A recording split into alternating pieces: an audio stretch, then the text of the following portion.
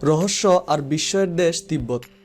সাধারণ জ্ঞান পড়ার সময় আমরা অনেকেই নিষিদ্ধ দেশ বা শহর হিসেবে তিব্বতের নাম পড়েছি। তিব্বতের রাজধানী লাসাকে নিষিদ্ধ শহর বলা হয়ে থাকে, কিন্তু লাসাকে কেন নিষিদ্ধ শহর বলা হয়ে থাকে সেই উত্তর আমরা অনেকেই জানি না।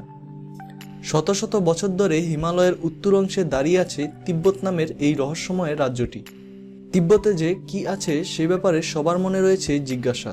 লাসায় বহির্বিশ্বের কোনো লোকের প্রবেশাধিকার ছিল না, এজন্য এই অঞ্চলটি দীর্ঘদিন ধরে সবার কাছে একটি রহস্যময় জগৎ হিসেবে পরিচিত ছিল। কি আছে লাসায় সেটা দেখার জন্য উদ্গ্রীব হয়ে থাকত সমগ্র বিশ্ব। সমগ্র পৃথিবী যেসব ভূগোলবিদরা চষে বেরিয়েছেন, তিব্বত অঞ্চলটি তাদের কাছেও একটি রহস্যঘেরা অঞ্চল। আসুন আমরা আজ রহস্যঘেরা বিস্ময়পূর্ণ সেই তিব্বত সম্পর্কে জানার চেষ্টা করি। তার আগে আপনাদের সবাইকে অনুরোধ করব আমাদের চ্যানেলটি সাবস্ক্রাইব বাটন ও বেল আইকনে ক্লিক করে আমাদের সঙ্গে থাকার জন্য। হিমালয়ের উত্তরে অবস্থিত ছোট্ট একটি দেশ তিব্বত। 1912 খ্রিস্টাব্দে ত্রয়োদশ দালাই লামা কর্তৃক প্রতিষ্ঠিত গণচীনের একটি স্বশাসিত অঞ্চল তিব্বত। তিব্বতের আয়তন 12,17,298 বর্গ কিলোমিটার। এর উত্তরে নেপাল ও ভারত আর দক্ষিণে হিমালয়ের পর্বতমালা অবস্থিত।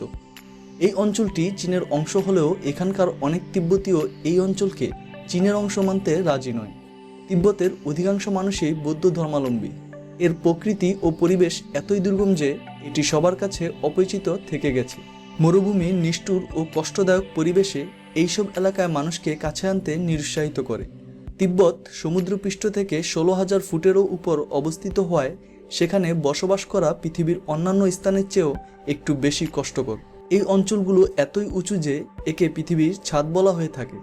তিব্বতের স্থলভাগ বছরের প্রায় 8 মাস তুষারে ঢেকে থাকে। সেই জন্য এই সকল স্থানে বসবাস করা যেমন কষ্টসাধ্য, তেমনি এখানে ভ্রমণ করাও বিপজ্জনক। তিব্বতের রাজধানীর নাম লাসা। সম্রাট সগেনপো তিব্বতের রাজধানী লাসা নগরীর প্রতিষ্ঠাতা। 641 খ্রিস্টাব্দে সম্রাট একটি বিরাট জলাশয়ে ভরাট করে প্রাসাদ এবং মন্দির প্রতিষ্ঠা করেন। তিব্বতের বিভিন্ন মন্দিরের ভিতরে সোনার তৈরি বড় বড় প্রদীপ মাখন দিয়ে জ্বালানো থাকে। 4000 ভরি ওজনের একটি প্রদীপও সেখানে রয়েছে। লাসা নগরীতে ছিল বিখ্যাত পোতালা নামক একটি প্রাসাদ। এই প্রাসাদটি প্রথমবারের মতো বহির্বিশ্বের মানুষ দেখতে পায় 1904 সালে। আমেরিকার বিখ্যাত ন্যাশনাল জিওগ্রাফিক পত্রিকায় এই বিখ্যাত অট্টালিকার ছবি ছাপা হয়। এই ছবি ছাপা হওয়ার আগে পর্যন্ত কোনো মানুষ এই বিশাল প্রাসাদের ছবি দেখতে পাননি। তিব্বতের চতুর্দিকে বিচ্ছিন্নভাবে ছড়িয়ে ছিটিয়ে আছে অসংখ্য পাহাড় ও গুহা। সেই পাহাড়ি গুহাগুলোতে বাস করে বৌদ্ধ পুরোহিত লামারা। তিব্বতীদের প্রধান ধর্মগুরুর নাম দালাই লামা। বৌদ্ধ সন্ন্যাসীরা তিব্বতীতে লামা নামে পরিচিত। লামা শব্দের অর্থ সর্বপ্রধান, আর দালাই শব্দের অর্থ জ্ঞান সমুদ্র। অর্থাৎ দালাই লামা শব্দের অর্থ হচ্ছে জ্ঞান সমুদ্রের সর্বপ্রধান। ধর্মগুরু বা দালাই লামা বাস করেন সোনার চূড়া দেওয়ার পোতালা প্রাসাদে। তিব্বতীদের বিশ্বাস, যখনই কেউ দালাই লামা পদে অভিষিক্ত হন তখনই ভগবান বুদ্ধের আত্মা তার মধ্যে আবির্ভূত হয়। এই দালাই লামার মৃত্যুর পর নতুন দালাই লামার নির্বাচন হয়। তিব্বতীদের দালাই লামা নির্বাচনের পদ্ধতিটাও বেশ রহস্যময় এবং রোমাঞ্চকর। তিব্বতী প্রথা মতে কারো মৃত্যুর সঙ্গে সঙ্গেই তার মরদেহে সৎকার করা হয় না। তাদের দৃঢ় বিশ্বাস, মৃত্যুর পরও আত্মা জাগতিক পরিমণ্ডলে বিচরণ করে, আর যতক্ষণ পর্যন্ত আত্মা জাগতিক পরিমণ্ডল ত্যাগ না করে ততক্ষণ পর্যন্ত তারা মরদেহটি তাদের বাড়িতে রেখে দেয়। কোনো লামার মৃত্যু হলে অন্য লামারা ধ্যান করতে বসে। ধ্যানযোগে লামারা দেখতে পায় স্বচ্ছ জলের উপর ভেসে উঠেছে একটি গুহার প্রতিবিম্ব, যে গুহার পাশে আছে একটি ছোট্ট বাড়ি। প্রধান লামা তার সেই অলৌকিক অভিজ্ঞতার মাধ্যমে এঁকে দিবেন নতুন দালাই লামার ছবি। তারা তিব্বতীদের ঘরে ঘরে গিয়ে সেই ছবির হুবহু শিশুটি খুঁজে বের করার চেষ্টা করে, আর এভাবেই তারা খুঁজে বের করে তাদের নতুন দালাই লামাকে। তিব্বতীদের সবচেয়ে ব্যতিক্রমধর্মী আচার হলো মৃতদেহের সৎকার। কোনো তিব্বতী যদি মারা যায় তবে ওই মৃতদেহ কাউকে ছুঁতে দেওয়া হয় না। ঘরের এক কোণে মৃতদেহটি বসিয়ে চাদর অথবা পরিষ্কার কাপড় দিয়ে ঢেকে রাখা হয়। তারপর পুরোহিত পুবলামাকে ডাকা হয়। এরপর পুব মন্ত্র পড়ে শরীর থেকে আত্মাকে বের করার চেষ্টা করে। প্রথমে মৃতদেহের মাথা থেকে 3-4 গোছা চুল টেনে উপরে আনে। তারপর পাথরের ছুরি দিয়ে মৃতদেহের কপালের খানিকটা কেটে প্রেতাত্মা বের করার রাস্তা করে দেওয়া হয়। ঘাতক একটি মন্ত্র পড়তে পড়তে মৃতদেহের শরীরে বেশ কয়েকটি দাগ কাটে। দাগ কাটার পর একটি ধারালো অস্ত্র দিয়ে সেই দাগ ধরে ধরে মৃতদেহকে টুকরো টুকরো করে তারপর পশু পাখি দিয়ে খাওয়ানো হয়। ঐতিহ্যগতভাবে তিব্বতীরা রাখালি জীবনযাপন করে থাকেন। ভেড়া, ছাগল ও ঘোড়া পালন তাদের প্রধান জীবিকা। শুধু চীনের তিব্বত অঞ্চলের মোট জনসংখ্যার 24% এই যাযাবর রাখাল সম্প্রদায়। এরা কখনো চাষাবাদের কাজ করে না। মোট ভূমির 69% এলাকা চারণ বা তৃণভূমি।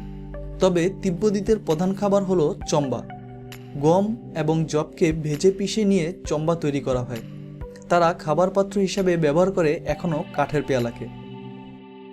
তো চলুন দেখে নিই কি কি দেখার আছে এই নিষিদ্ধ নগর লাসাতে। শুরুতেই বলা যায় পোতালা প্রাসাদের কথা। এটি মূলত দালাই লামার শীতকালীন আবাস। 1645 সালে পঞ্চম দালাই লামা নির্মাণ করেন পোতালা প্রাসাদ। পর্যটকদের আকর্ষণীয় একটি জায়গা হলো এই পোতালা প্রাসাদ, যেখানে রয়েছে 13টি তলা, 1000 কক্ষ, 10,000 মঠ এবং 2 লক্ষ মূর্তি। এই প্রাসাদটি ভূমি থেকে প্রায় 1000 ফুট উঁচু। এরপর আছে জোখাং মন্দির। রাজা সংস্থান গ্যাংপো 7ম শতকে এটি নির্মাণ করেন। এখানে রয়েছে সাক্ষ্যমণি বুদ্ধের মূর্তি, যেটি রাজকুমারী ওয়েলচাং 1300 বছর আগে নির্মাণ করেন। তিব্বতীদের সবচেয়ে পূজনীয় বস্তুই এটি। 4 তলা উঁচু সোনায় মোড়া ছাদওয়ালা মন্দিরটি দক্ষিণমুখী এবং দেখতে চমৎকার। পুরনো লাসার মাঝখানে অবস্থিত বারকরি স্কোয়ারে রয়েছে এই মন্দিরটি। আরেকটি দেখার জায়গা হলো নরবলিংখা প্রাসাদ। এটি দালাই লামার গ্রীষ্মকালীন আবাস। 1755 সালে 7ম দালাই লামা এটি নির্মাণ করেন। এই প্রাসাদটিতে আছে ছোট্ট একটি চিড়িয়াখানা, একটি বোটানিক্যাল গার্ডেন ও একটি ম্যানশন। পোতালা থেকে 1 কিলোমিটার দূরে অবস্থিত নরবলিংখা, যা পর্যটনের বড় একটি অংশ। বারখরি স্ট্রিট মার্কেট। সপ্তদশ শতকে তিব্বতীতে বিদেশি পণ্য কেনাবেচার জমজমাট স্থান হয়ে দাঁড়ায় বারখরি স্ট্রিট মার্কেট।